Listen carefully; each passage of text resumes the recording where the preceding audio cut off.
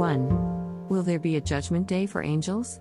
The Apostle Paul makes a tantalizingly brief statement regarding the judgment of angels in one of his books.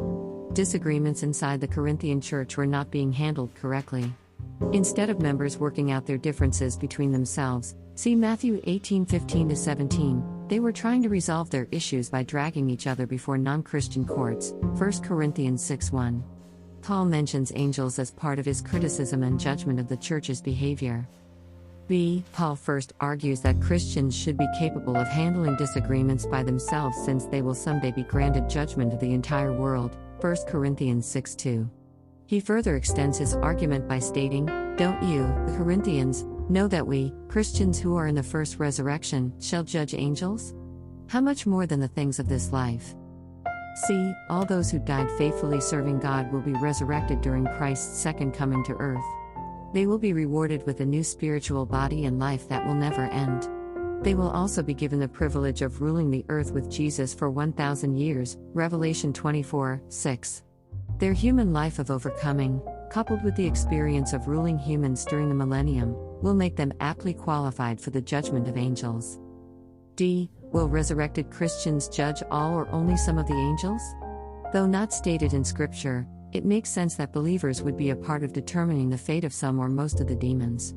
Additionally, based upon the principle that God will reward each Christian based on what they did during their lives, Matthew 16:27, 1 Corinthians 3:8, Revelation 11:18, it is also possible such resurrected saints will help determine any reward righteous angels might be granted. The Bible, however, does clearly state that God has reserved for himself the judgment of Satan.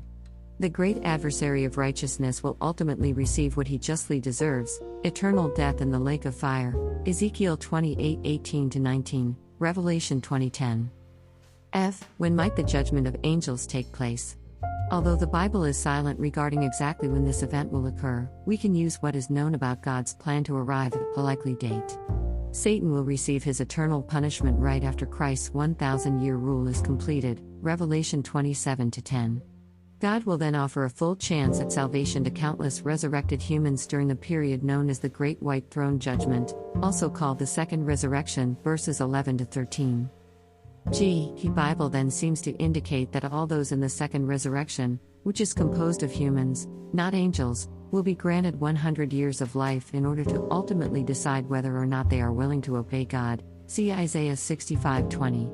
Those humans who are judged to have committed the unpardonable sin during this period, as well as those who previously did so, will receive the death penalty in the lake of fire, Revelation 20:14-15. The final judgment of angels will therefore possibly occur during or immediately after the Great White Throne period.